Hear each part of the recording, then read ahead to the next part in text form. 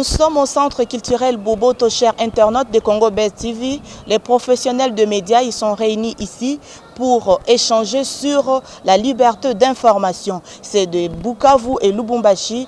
Ils ont participé à ces échanges par la magie de la technologie. Je vous laisse suivre cet élément. Je vous retrouve tout juste après. 17. Et donc à 2 semaines de fête des fins d'année, je voudrais profiter pour présenter mes voeux à tous ceux qui sont dans la salle à Bukavu et à Lubumbashi. Ce matin, une amie de Bukavu m'a posé la question si j'étais sur place. Parce qu'elle est sûrement dans la salle en train de suivre cette conférence. Je dis non, je le ferai de Kinshasa, merci la technologie. Je voudrais d'abord, de prime abord, remercier Sergi Internews qui nous offre l'opportunité de débattre avec vous à ces sujets, parce que c'est un sujet qui est éminemment important dans un contexte où les peuples veulent de plus en plus savoir ce que font ces dirigeants du pouvoir qui leur confère. Je voudrais remercier aussi le vieux Primo tout à l'heure. Il m'a reproché ma vieille culture de l'époque, mais vous êtes déjà honorable, pourquoi vous m'appelez vieux? Je pense que c'est des choses que les titres ne changent pas. Merci pour vos mots et merci aussi d'avoir cru à la jeunesse à l'époque, parce que c'est pas toujours évident lorsqu'on regarde les médias actuellement de faire la nette démarcation entre ceux qui portent les médias de qualité et ceux qui portent les médias de la manière dont ils sont portés. Et malheureusement, l'avènement des réseaux sociaux n'a pas facilité cela. Mais bon, j'espère que tout ça, c'est des choses qui, dans la réflexion, nous pourrons y apporter des solutions. Alors, dans la conférence d'aujourd'hui, il m'a été demandé de plancher sur les pistes de réformes à envisager aux médias pour qu'ils accèdent mieux aux sources publiques d'information. Je crois que la question, elle est complexe. J'ai fait mienne les définitions et autres explications données tout à l'heure par mon cher aîné Primo Mukambilwa, mais je crois que moi, avant même de parler des médias, je regarde la nature de notre société. Au Congo, c'est une société où nous avons une vraie culture des tabous. Ça veut dire regarder seulement dans nos familles. Je suis sûr qu'il y a toujours un mur quand il faut aborder certains sujets avec les parents. Je crois que fort malheureusement, de manière peut-être indirecte, on a cultivé cet esprit au point qu'on ne sait pas toujours savoir qu'est-ce qui doit être dit, qu'est-ce qui ne doit pas être dit. Alors, les pistes de réforme, à mon avis, doivent commencer parce que nous parlons de l'information publique. Par source publique d'information, moi j'entends les structures étatiques. S'il faut faire une petite analyse de nos structures étatiques, vous verrez que les médias ou la communication n'a jamais été le principal allié. Les plus souvent, je l'ai dit d'expérience, j'ai travaillé au cabinet de Premier ministre, on ne recourt aux médias que quand il y a un problème. Jamais les structures aujourd'hui, en commençant par la présidence de la République, ne sont structurées ou outillées de sorte que les informations soient mises à disposition à l'instant. Alors l'information, ce n'est pas simplement l'audience que le président de la République accorde le matin. L'information, c'est sûrement l'ordonnance qu'il a signée plus tôt, parce que toutes les ordonnances ne bénéficient pas forcément de la publicité que vous voyez. L'information, c'est les décisions qui peuvent être prises par les directeurs du cabinet, même en termes de fonctionnement interne, parce que c'est une structure étatique, donc les Congolais sont en droit de savoir comment ça fonctionne. Je pense que l'une des pistes, c'est de voir comment arrimer nos institutions sur l'obligation d'être elles-mêmes les sources d'information.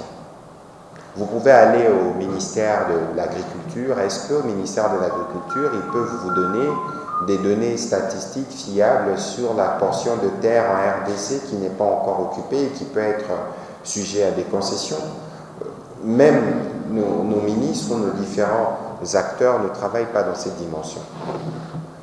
Je l'ai dit parce que nous faisons des plaidoyers sur la loi pour l'accès à l'information depuis des années. Et malheureusement, nous n'avons pas encore atteint l'objectif. Je crois que si on n'a pas atteint l'objectif, c'est parce que les gens ont peur lorsqu'on parle d'accès à l'information, parce que les gens pensent tout de suite que vous allez venir voir ce qui ne doit pas être vu, ce qui est caché.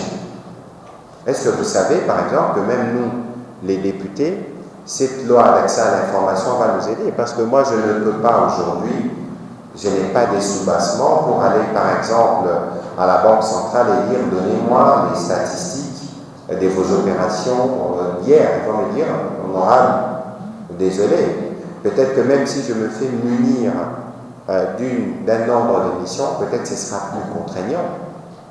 Mais l'avantage justement d'avoir cette loi, c'est que toutes les structures vont s'arrimer avec cette obligation de manière permanente et sans pression de dire, bon voilà, ce qui s'est passé hier, parce que la transparence, c'est un élément clé. Et d'ailleurs, c'est ce qui est recherché. Et d'ailleurs, c'est ce qui crée la confiance entre les dirigeants et les dirigés. C'est cette capacité que le peuple a de suivre au quotidien comment les choses se font. Alors, l'autre piste des réformes bien au-delà de la loi, je crois qu'il faut qu'on regarde nos journalistes. Comment on les forme? Est-ce qu'aujourd'hui, moi je suis de ceux qui pensent que notre système d'enseignement de manière générale doit être totalement refondu. Parce qu'aujourd'hui, si vous ne savez pas utiliser l'ordinateur, vous êtes analphabète. On peut en convenir. Est-ce que nos journalistes aujourd'hui sont formés pour s'adapter à l'évolution du monde, à l'évolution du secteur de nouvelles technologies de l'information? Est-ce qu'aujourd'hui, la loi d'accès à l'information que nous voulons, ou la réforme de structures étatiques que nous voulons pour que ces structures deviennent d'elles-mêmes les vecteurs des bonnes diffusions des informations, est-ce que les journalistes sont assez outillés? Je crois qu'il y a un travail qui doit être fait de ces points de vue, parce qu'aujourd'hui, fort malheureusement, vous allez remarquer que les débats politiques est dominé par la polémique. Vous avez remarqué aussi que la plupart de ceux qui entretiennent cette polémique ne sont pas forcément le journaliste au sens strict du terme, au sens de celui qui vit de la collecte, du traitement et de la diffusion de l'information. Vous savez que de mes années de journaliste, je viens d'aîné dans la salle Séverin Bamani, ce n'est pas que nous ne traitions pas des informations sensibles, on les traitait avec la distance qu'il fallait. Et très rarement, vous allez entendre qu'un journaliste comme Christian Lusakweno est inquiété par les services. Ce n'est pas qu'il n'aborde pas des sujets d'une grande sensibilité, mais il les aborde avec professionnalisme. Mais je vous épargne de donner les noms de certains acteurs, de certains animateurs, de certaines émissions qui passent beaucoup de temps au parquet parce que justement, ils ne savent pas faire la démarcation entre ce qui est imputation dommageable, ce qui est information ou ce qui est atteinte à la liberté des autres, parce que la liberté d'information n'est pas à confondre avec justement cette forme de libertinage que nous vivons quelquefois. Je crois qu'au-delà du travail qui doit être fait au niveau des structures, des institutions, il y a un travail de formation qui doit être fait. Et bien évidemment, tout ceci doit être assis sur, d'une part, la loi sur l'accès à l'information, mais d'autre part, la loi révisée sur l'exercice de la liberté de la presse. Parce que nous avons une loi, à mon avis, qui est désuète. Une loi depuis 1996, 24 ans plus tard. Aujourd'hui, vous avez des médias en ligne. Aujourd'hui, il n'existe aucune législation sur le média en ligne. Est-ce que, au niveau du CESAC ou au niveau du ministère, est-ce qu'ils ont aujourd'hui des possibilités d'appliquer des moyens de contrainte pour empêcher un média en ligne d'exister? Est-ce qu'on peut même les dénombrer aujourd'hui? Vous vous levez un matin, vous trouvez la boussole, vous trouvez les coqs chantent, vous trouvez ceci, vous trouvez cela, et c'est tellement facile avec l'avènement de nouvelles technologies d'information que tout le monde peut, au coin de son lit, devenir journaliste et parfois sans respecter les normes.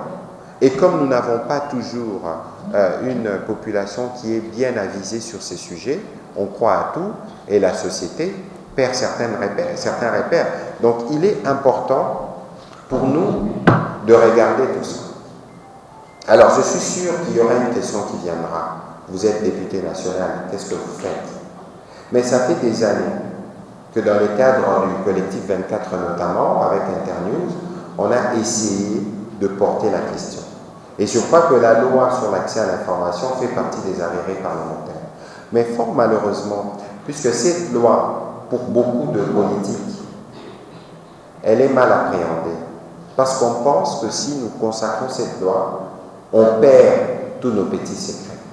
Et donc, vous avez vu par exemple que récemment, dans le cadre du G13, avec certains collègues, nous nous sommes battus pour avoir des réformes électorales. Et j'espère que dans cette atmosphère qui commence à s'ouvrir, où j'espère véritablement que nous pourrons avoir plus de marge de manœuvre, nous allons rebondir sur la question.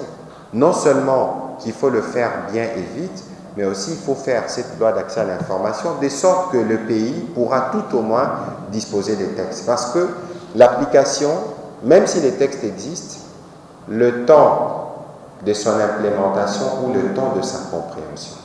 Moi, j'ai toujours pensé que pour les questions de communication, de transparence et de mise à disposition du public des informations, l'exemple devrait venir d'en haut.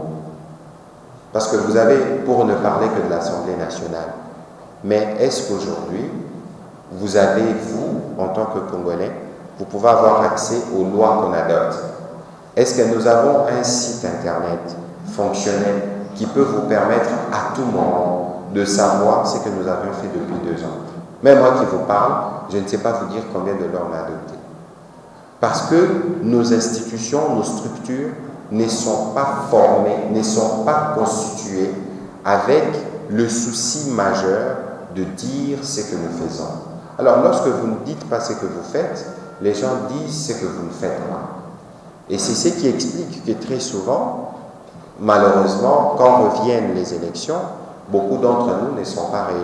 C'est ce qui fait aussi que beaucoup de gens n'ont pas toujours la compréhension des faits qu'ils devraient avoir. Parce que justement, nous, en amont, on n'a pas assuré que cela soit fait. Et donc, nous aujourd'hui, avec l'opportunité qui est en train de s'offrir, il faut voir avec les structures qui travaillent dans les secteurs comment on peut mieux porter la question pour que cette loi finalement puisse arriver à donner les résultats que nous voulons. Et j'espère que les politiques comprendront qu'en ce moment-là, il faut que les structures étatiques puissent être en mesure de faire fonctionner leurs services d'information. Vous voyez par exemple, la MONUSCO tient tout le mercredi une conférence de presse. Et parfois, quand vous y allez, vous avez l'impression qu'ils redisent la même chose.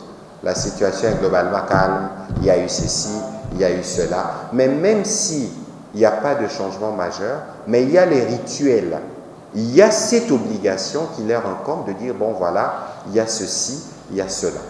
Par ces contacts, pour les peu d'années que j'avais passé au bureau provisoire de l'Assemblée, hebdomadairement, je faisais de conférences de presse. Parce qu'il y a toujours quelque chose à dire.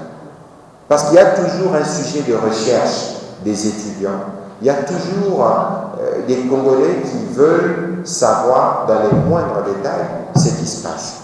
Et donc, je pense que je veux conclure mon propos en disant que le jour où nous les politiques, nous allons apprendre à collaborer, à mieux collaborer avec les médias, je suis sûr que le pays avancerait plus vite. Parce que le déficit de confiance qu'il y a entre les peuples et nous est fortement entretenu par le vide de communication. Il ne faut pas penser que les Congolais, malgré notre grande pauvreté, ne peuvent pas comprendre nos difficultés. C'est justement parce que nous ne venons pas, par exemple, j'ai toujours pris cet exemple, la législature dernière, on a adopté la loi sur les baux et loyers. On a plafonné à 3 mois la garantie locative pour un usage résidentiel. Mais qui a communiqué dessus? Aujourd'hui, tout le monde paye 10 mois de garantie. Mais est-ce que vous savez que la loi l'interdit? La loi prévoit que vous puissiez payer 3 mois et il y a au niveau de la commune une possibilité de vous plaindre. Bon, peut-être parce qu'il y a aussi la loi de l'offre et de la demande, mais ce n'est qu'un exemple. Ça veut dire que tant que les structures étatiques ne vont pas s'arrimer sur le besoin du peuple de savoir tout ce que nous faisons matin, midi et soir. Vous avez eu par exemple l'initiative de Loamina Kusakata. Les gens sont sortis dans la rue, il y a eu des blessés, mais même les députés, beaucoup n'en avaient pas compris le bien fondé. Parce que même à ce niveau-là, il y a toujours des problèmes d'accès. Alors, quand il n'y a pas de manière transparente l'accès à l'information, quand il y a toujours ces soupçons, quand il y a toujours cette forme d'agenda caché qu'on veut cacher au public et aux collègues, ça aboutit à des situations que nous avons déplorées. J'espère vraiment que nous allons prendre un bel élan pour arriver à asseoir les structures qui nous permettront de garantir le plein accès à l'information, qui n'est pas seulement à l'avantage de journalistes, comme je l'ai dit tantôt, même nous les députés. On a besoin de ça, les chercheurs et tous les autres. Voilà un peu ce que je pouvais avoir comme matière à mettre sous la bouche en attendant d'ouvrir les débats et d'aller un peu plus en profondeur. Je vous remercie pour votre attention. Voilà, journaliste à la radio ECC. Ma préoccupation va dans le sens de pistes de solutions. Donc, elle est adressée au deuxième intervenant. Vous savez, il y a des personnalités publiques, pour ne pas dire politiques, qui choisissent eux-mêmes sur quels médias intervenir ou donner une information. J'ai été personnellement plusieurs fois confrontée à cette réalité, malheureusement, et l'honorable a même parlé de G13. Une fois, j'ai contacté deux personnalités de G13 pour avoir une information qui m'ont répondu défavorablement. Alors, le journaliste a besoin de cette information pour apporter aussi à son public. Mais il est en même temps confronté à cette réalité. Quelle doit être la démarche pour décanter cette situation? Donc, que doivent faire les journalistes qui se trouvent bloqués dans cette situation, puisque son public attend de lui une information vraie? Alors, si vous pouvez nous répondre, ça serait une bonne chose. Merci. L'honorable Patrick Mouyaya. S'il vous plaît, le nom. Quand Maëma de GED, je m'adresse à l'honorable Patrick Mouyaya qui nous a parlé de, nous a listé de pistes de réforme, parmi lesquelles le soutien étatique, la formation des journalistes. Moi je pense que je ne sais pas si là au milieu tout ça. Moi je dis que la formation des parlementaires, députés et sénateurs est aussi importante. Pourquoi je dis ça? À ce jour, moi je pense qu'il y a des députés et sénateurs qui ne connaissent pas l'importance de cette loi sur la seule information. Et ce qui ne dit pas, ce n'est pas important que le parlementaire soit aussi formé. Puisque tout à l'heure, vous avez parlé de loi Binakou et Sakata. Il y a beaucoup de députés qui ne connaissent même pas, qui sont là, qui devraient voter ces lois. Ils ne connaissent pas qu'est-ce qu'il y a dedans. C'est déjà un déficit du côté de nos députés et sénateurs. Et à M. Primo, tout à l'heure, à M. Primo, on a parlé de causes et difficultés dans cette information. Parmi les il y a un chapelet là. Je vois chantage, tout ça. On doit parler de moutons, de journalistes moutons noirs. C'est vrai, le journaliste mouton noir existe. Mais moi, j'ai fait un pont entre les journalistes et les politiques. Est-ce que parmi les politiciens, même le député Patrick Mouyaya peut aussi répondre, il y a aussi des moutons noirs parlementaires, ceux qui recourent à la corruption. Ça ne date pas d'aujourd'hui. Donc le mouton noir, c'est vrai, c'est parmi les causes, tout ça, la précarité des conditions de vie des journalistes et aussi des parlementaires. C'est aussi, selon moi, c'est parmi les causes qu'on doit aussi citer. Merci. À la législation. Alors, il y a de cela quelques années que Internews et ses partenaires sensibilisent au fait de la société civile par rapport au droit d'accès à la loi portant le droit d'accès à l'information. Alors, trop souvent, nos partenaires, le parlementaire ne veulent pas s'approprier au fait de la question. Alors, nous avons quand même la chance d'avoir un député qui est membre de la corporation journalistique. Alors, en tant que député et journaliste de profession, quelles sont les stratégies que vous et vos collègues comptez mettre en place pour lever les verrous qui empêchent à ce que la RDC ait réellement un arsenal juridique réglementant le secteur journalistique? Merci beaucoup. Vous savez, la sensibilité du travail du journaliste, c'est que lorsque vous êtes médiocre, on les perçoit directement. Lorsque vous êtes comptable, il faut faire passer des auditeurs pour arriver à déceler que vous êtes mauvais.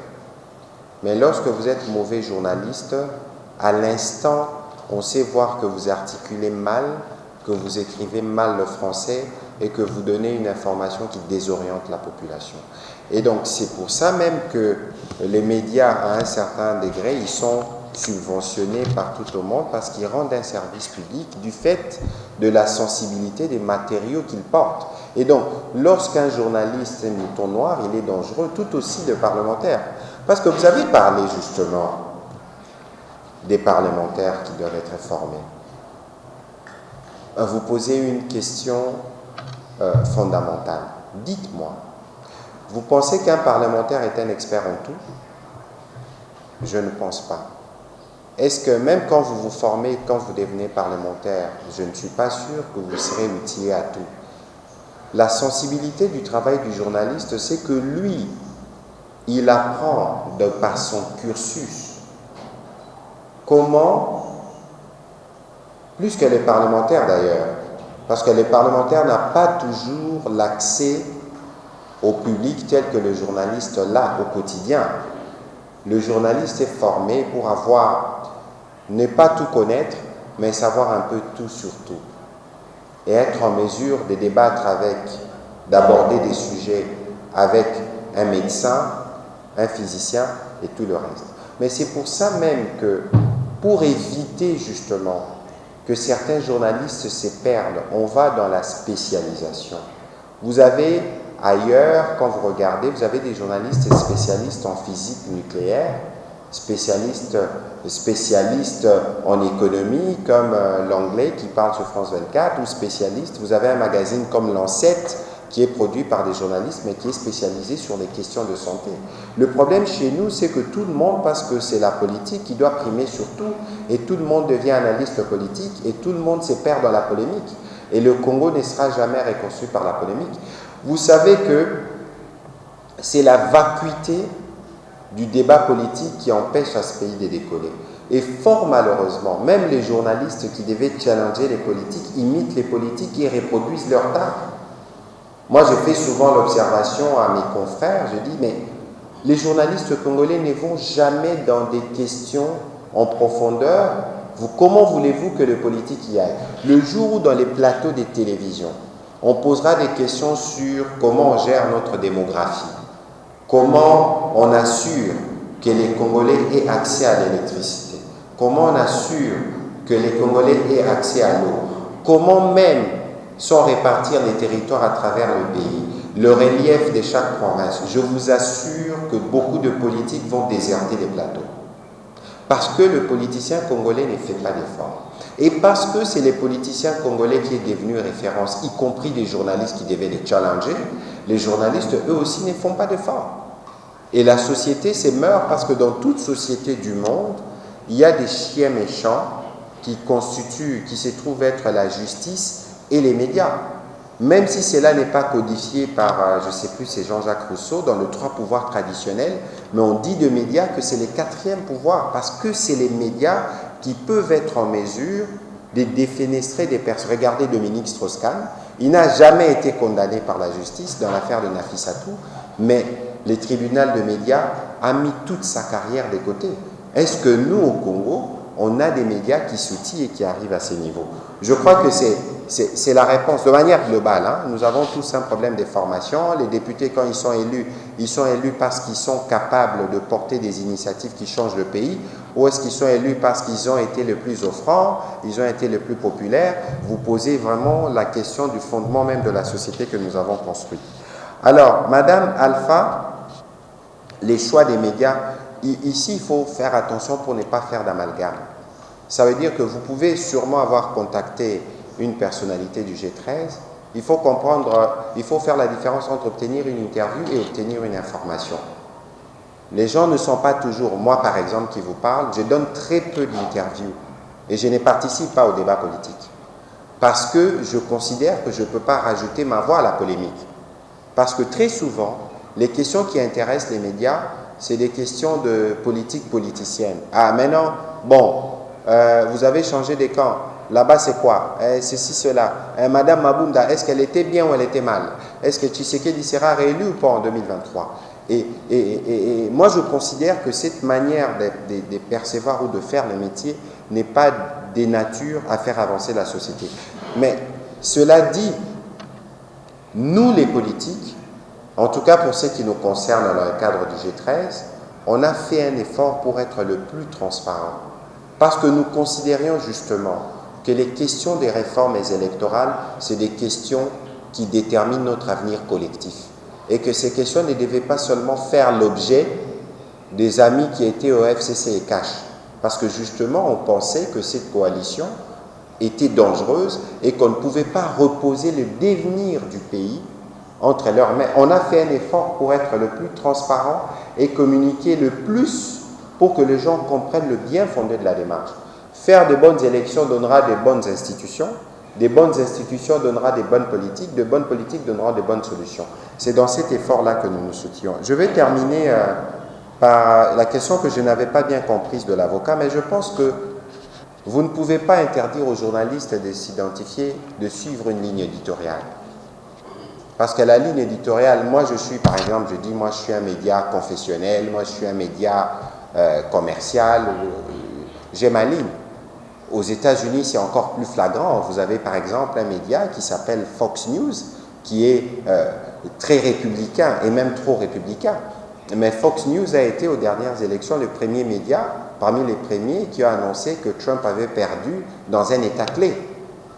Trump s'est énervé, mais à un moment donné, qui que vous soyez, quelle que soit la ligne éditoriale, devant les faits, vous devez vous plier. Merci. On peut constater que les journalistes ne vont que vers les acteurs politiques et ils ne vont pas vers les services publics pour diversifier les produits qu'ils doivent offrir au public. J'ai été rédacteur en chef à la RTNC Goma. Certes, il y a un permanent au gouvernement, un permanent dans chaque ministère, mais on organisait aussi des journalistes chargés des questions spécifiques de la société. Même de ce qui se passe au marché, même des chiens écrasés. Je me souviens qu'il y a un focage pour nous qui connaissait toutes les avenues et tous les petits chiens écrasés. Les batteurs, ils vous venaient avec 4 à 5 dépêches. Et donc c'est une politique de rédaction où les médias doivent comprendre leur rôle d'informer, pas leur rôle seulement, de n'informer que les questions politiques. La société est diversifiée et elle est vaste. Je crois que ce forum est aussi un forum de sensibilisation, un forum de vulgarisation, de sensibilisation des autorités. Et c'est là que j'apprécie la contribution de notre confrère. Il est toujours confrère, hein? Comme je le disais aux avocats, que nous restons avec le métier dans le corps, même si on va vers la territoriale ou on va vers notre service. On peut toujours écrire de la manière journalistique, même en sous-criquet. Lui, il est très important dans un pays où j'appelle en obscurité intérieure. Au-delà des routes de dessertes agricoles qui ne permettent pas l'accessibilité aux milieux ruraux, il y a carence d'informations. Le journal qui se produisent ici à Kinshasa, je ne sais pas combien de journaux atteignent les niveaux de collectivité. Et on ne peut pas parler des chefs de groupement et même des villages lointains dans notre pays. Il y a donc une grave obscurité à l'intérieur. Quand vous y allez, c'est alors que vous allez comprendre. Même les autorités locales, ils ne sont pas suffisamment informés. Peut-être quelques informations sur des radios. Et certains se contentent d'écouter la DTOL, d'écouter la Voix d'Amérique, d'écouter RFI pour s'informer sur la République. Et donc nous avons un grand problème de vulgarisation. Je crois que vous avez lancé une bonne balle à mon ami et frère Patrick, qui va trouver un nouveau métier d'obtenir la possibilité de vulgariser les lois et de descendre. Certainement, nous avons le journal officiel ici à Kinshasa. Toutes les lois sont dedans. Mais qui ont accès au journal officiel? Même les journalistes ici. Quand je vais chercher une loi, je dois payer, je crois, 10 pour les petites lois, $10. Mais pour les grandes lois, on arrive même jusqu'à $50, les lois les plus volumineuses. Alors, ce n'est pas accessible. Le site du journal officiel est là, mais quel est le taux de pénétration de l'Internet dans notre pays? Ça fait tout le problème qu'il faut évoquer. Mais vraiment, le pays a besoin de nouveaux champs de vulgarisation de lois. Mais ici, nous sommes dans un plaidoyer. Nous espérons que la loi aussi, c'est ce que j'ai toujours dit aussi dans l'élaboration de la loi, une participation en amont est très importante. Et je crois que prochainement, c'est ce que je pouvais donner comme proposition aux organisateurs. Lorsqu'ils viennent pour la vulgarisation, les copies du projet ou de la proposition de loi peuvent être aussi données. Parce qu'au niveau du CESAC, par exemple, nous avons la possibilité d'examiner en amont une loi et de faire un avis soit au gouvernement, soit au Parlement, ce qui peut aussi booster la question. Si la loi était en tiroir, si une lettre d'avis autour de la loi montrant l'importance et même parlant de certaines modifications qu'on souhaiterait introduire dans la loi à travers les commissions permanentes du Parlement, peut-être ça peut aussi faire remonter une loi qui était déjà dans les tiroirs. Vous imaginez que la question de l'accès aux sources publiques d'information est une question qui date. Nous avons eu un forum avec les amis ici, chez les sœurs, là, c'est en face, derrière l'ISP. Oui, au centre d'État. C'était en juillet 2009. Aujourd'hui, ça fait 11 ans. Mais nous revenons sur les mêmes questions parce que l'intérêt parfois des autres n'est pas là. Heureusement, Patrick en a parlé en disant que, bon, à un certain moment, les gens se croient qu'ils seront dénudés. Ils seront en face des journalistes pour mettre à nu leurs petits secrets. Mais ça va avec la transparence dont nous avons parlé. Notre ami a parlé des militaires, des sources militaires et des policiers. Je crois que même quand nous faisons ce métier, il faut comprendre que dans la société, on parle des muets de la société. Les militaires, les policiers ne sont pas souvent mis à parler. Ils ont une hiérarchisation très compliquée.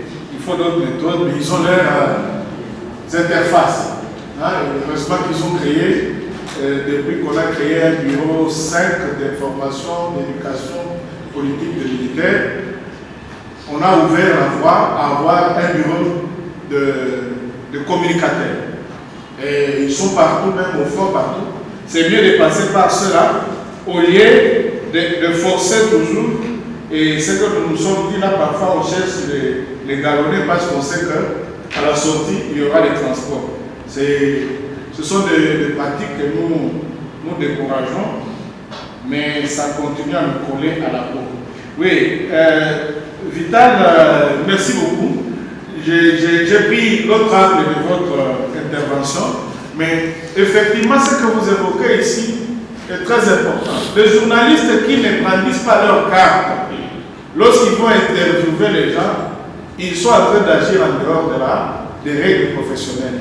Un journaliste ne peut pas utiliser les méthodes secrètes. C'est pourquoi je vous ai dit que les deux métiers se ressemblent, mais avec des méthodes différentes. Un agent secret travaille en clandestinité, un journaliste travaille à ciel ouvert. Il ne peut pas entrer dans votre bureau, il vous filme avec un stylo caché et il va diffuser. C'est une infraction. Nous avons fermé un média comme ça en 2008 ou 2009, c'était Molière. Parce que Molière était spécialisé à vous filmer sans votre avis. Vous êtes chez vous, vous voyez à la télévision. Je lui dis, monsieur, ça ne se fait pas comme ça. Et il y a des gens qui se plaignent, on a dit, restez dans les méthodes professionnelles. Un journaliste, quand il arrive devant une source d'information, il décline ses identités. Et il dit pourquoi il vient là. Alors seulement, on peut lui ouvrir la porte. Ce sont des méthodes que les gens utilisent, mais c'est pourquoi on parle des moutons noirs. Les gens viennent avec des méthodes apprises ailleurs pour venir les utiliser dans le métier.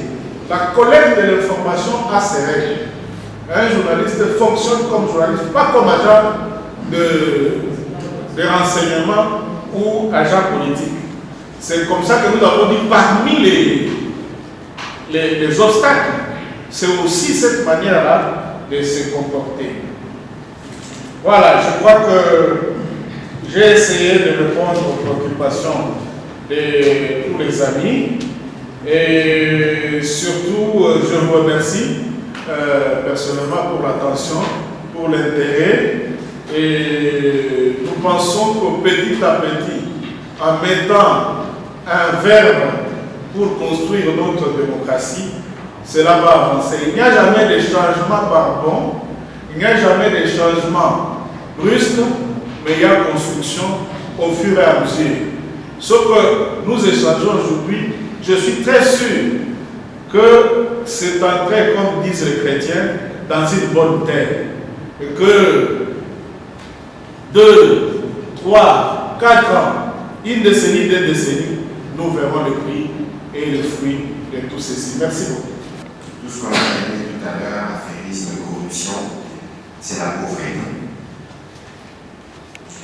Je crois qu'il n'y a pas de fléau qui nous dévaste comme la pauvreté, parce que si nous avions des médias qui étaient, je dirais, pas riches, qui avaient des moyens, je ne suis pas sûr, bon, ce n'était pas l'objet du débat, que même les phénomènes coupage, qui à certains égards pouvaient s'apparenter à une forme de corruption et distingue.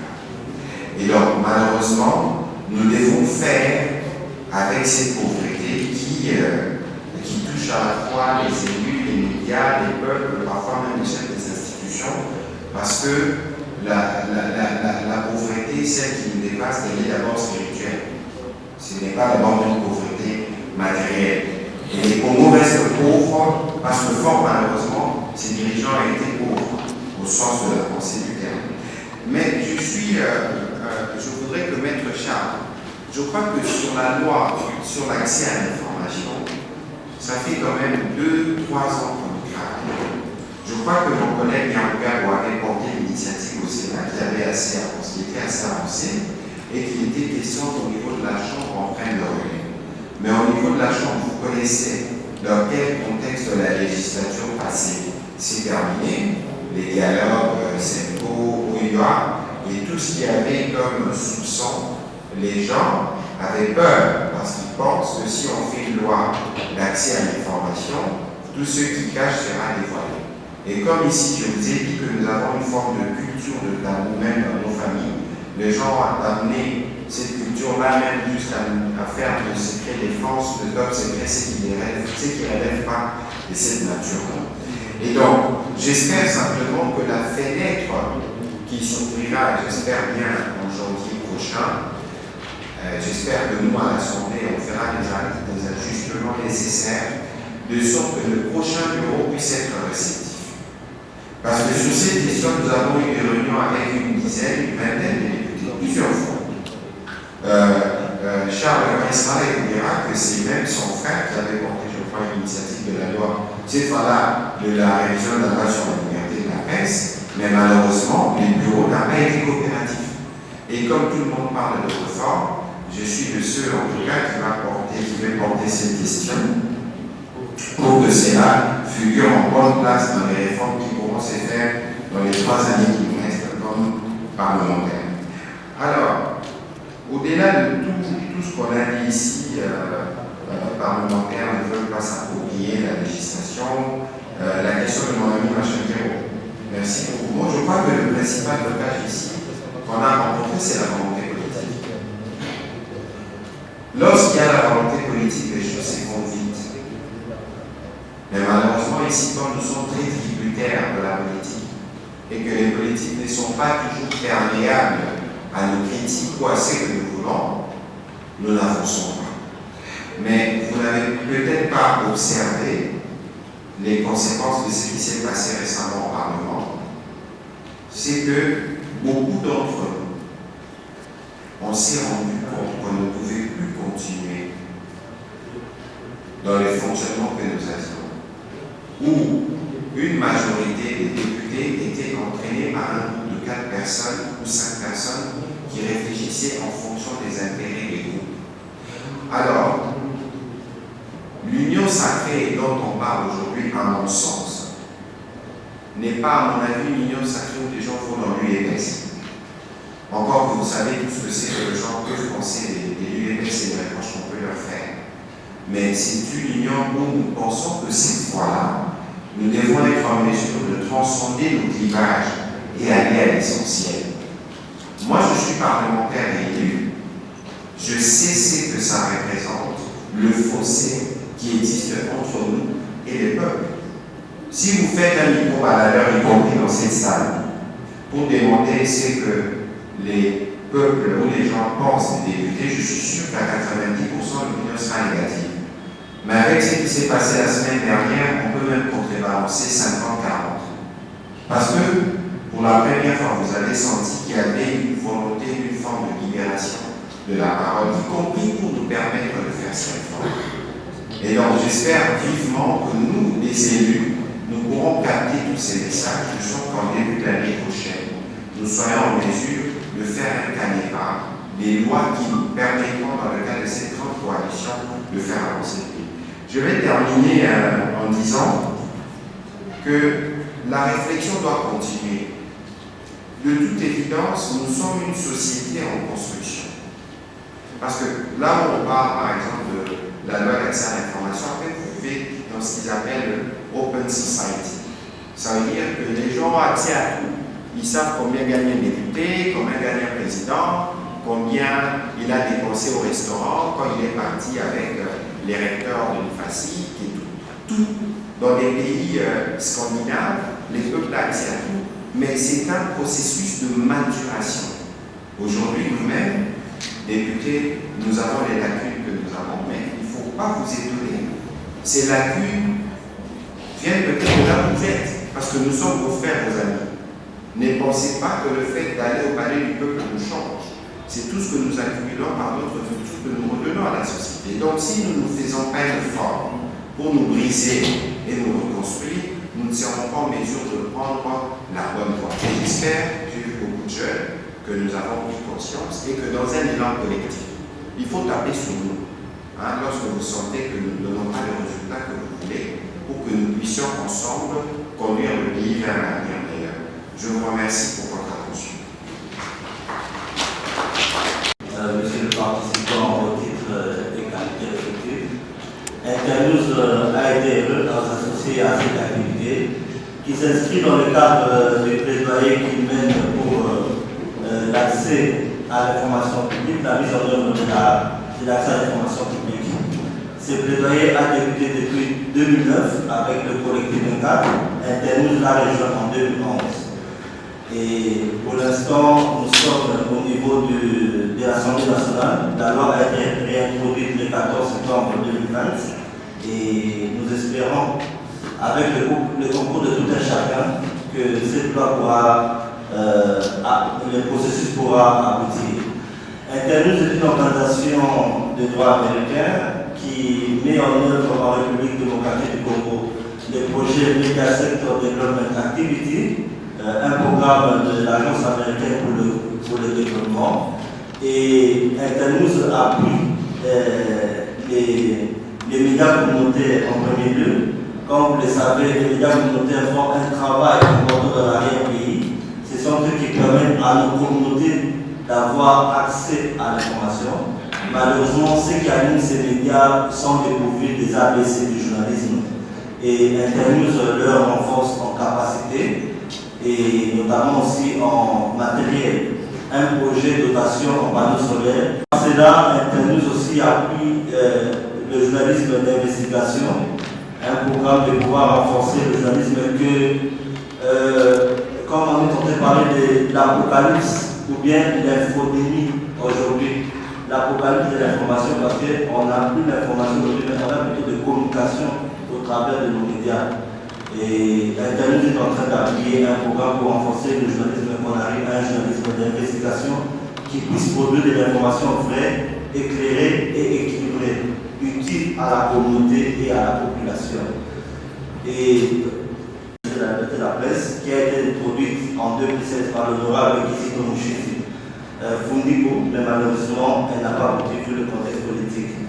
En deuxième lieu, c'est la loi d'accès à l'information publique qui a été adoptée en septembre 2015 au Sénat en première lecture et introduite en 2016 à l'Assemblée nationale. Elle n'a pas pu terminer malgré que le tableau de la commission technique PAG socio-culturel avait abouti, mais le contexte politique électoral de l'heure n'a pas permis à ce que cette loi soit présentée à la plénière et adoptée. Donc cet exercice s'inscrit dans le cadre de vous informer de l'état de la liberté d'information, de la liberté d'expression et de la liberté de la presse dans le République démocratique du Congo. Comme vous le savez, aujourd'hui on aimerait donner une nouvelle donne que le droit à l'information revêt deux dimensions. La dimension active qui consiste pour les citoyens d'aller vers l'administration pour obtenir l'information et la dimension passive, c'est se caler sur 48.4 et recevoir l'information qui est au Congo à traiter selon sa ligne éditoriale.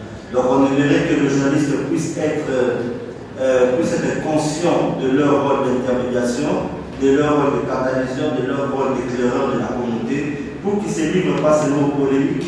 Comme l'a dit l'honorable, la plupart des débats politiques aujourd'hui n'ont pas de contenu parce qu'il n'y a pas de fond en tergiverse. Pourtant, c'est le journaliste qui doit apporter des éléments d'éclaircissement sur telle question. Donc, Internews est heureux de pouvoir vous associer à cet exercice.